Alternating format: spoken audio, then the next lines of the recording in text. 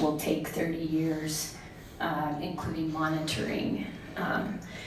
The fish, so we're excited about this new pilot to begin to coordinate intergovernmental efforts, and the county is taking the lead.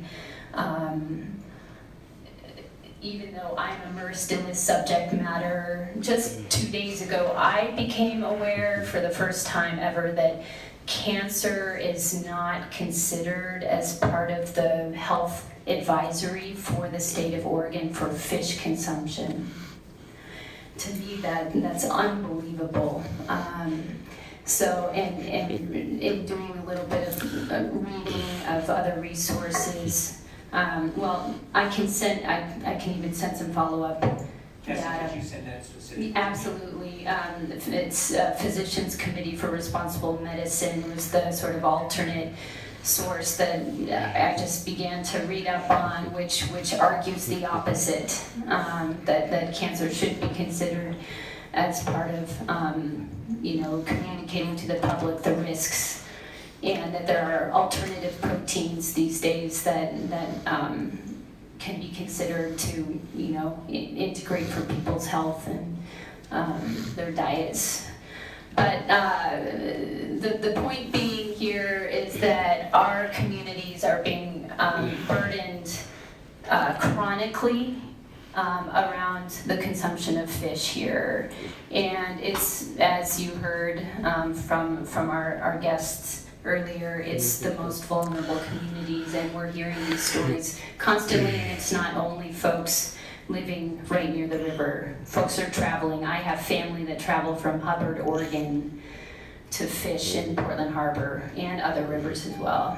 So we hope to continue to work with you to have transparency not only for government stakeholders, but also for community stakeholders, and to kind of co-design what that transparency can look like so communities, stakeholders can continue to be at the decision-making table, can be more, actually more integrated to the decision-making and the design of what this health advisory and sort of outreach and education looks like long-term with EPA as well.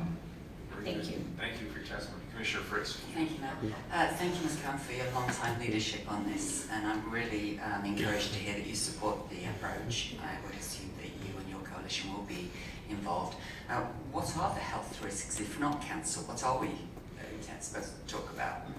Well, that's a good question, and I think we're still waiting to hear the outcome of what the fish advisory will be from Oregon Health Authority, and how that, I think hypothetically speaking, what if the health advisory that is released at the new year is different from what EPA's health advisory is, and what if it reduces the advisory level, so it allows for people to be exposed more.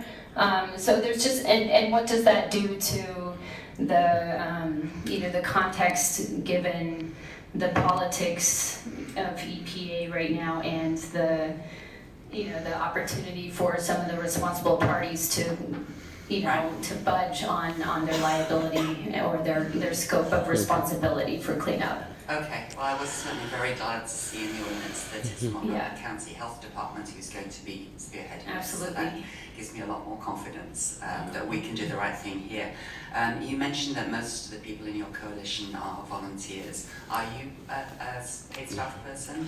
I have temporary paid, committed funds. We have temporary committed funds, but we are looking to our government partners, hopefully, to talk about options for Portland Harbor Community Coalition to be sponsored to continue our work long term. Yeah. You have certainly earned the right to be at the table, and I appreciate all the volunteer time, regardless of personal amount of temporary funding. I hope that we can find a way so that your coalition and others are institutionalized into this process. Thank you. We don't expect people to do it after work and on weekends. Thank you very much. Appreciate that. Good morning. Good morning, my name is Lightning. I represent Lightning Super Watchdog X. My main concern again is making sure that we monitor the treaties very closely and take care of the Native Americans on this issue. And if compensation is needed at this time because they don't feel that fish are appropriate to put on an open market or be utilized in any way, we need to compensate them for that. Another recommendation of mine is that all boaters that license their boats should be given a pamphlet and sign it that they're aware of the situation of where the Superfund site is. We need to make it very clear to people that it is not recommended to eat any fish in the Superfund site. And let me say this again to you. I have talked to various people from the EPA and I asked them the question, should I ever swim where the Superfund site is? And in the room they began to laugh, which I'm very familiar with that at council meetings. And I looked back at them and I said, well, why are you laughing at me? And they said, are you kidding me to ask such a foolish question to swim in a Superfund site? And I said, I already knew your answer before you wouldn't say it, so I do agree with you. Some other people, for whatever reason, think it's appropriate to swim. So anyway, I'm in agreement with the EPA. Again, I'm in total disagreement with Governor Brown. I have a complete issue with you.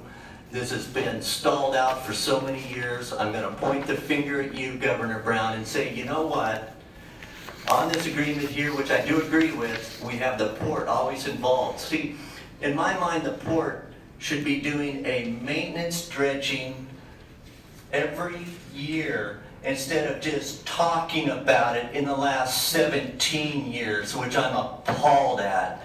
It could easily be set up. Funds could come in from certain property owners to fund the dredge, to fund the maintenance dredging, and I can assure you, EPA would agree with that, because every year you dredge certain amount of the sediment, things change. If we have a high water level, things wash in, things wash out. It needs to be done consistently, year after year after year, and show you're getting something done instead of a lot of talk. In this analysis over 30 years, I'm appalled at those numbers, and let me tell you this, go back to the treaties, listen to the Native Americans, and understand, maintenance dredging year after year needs to be done. Show we're doing something, get something done, stop your talking, stop your stalling, and in this agreement you even say, at the discretion, if I can meet my payment obligations. Well, guess what?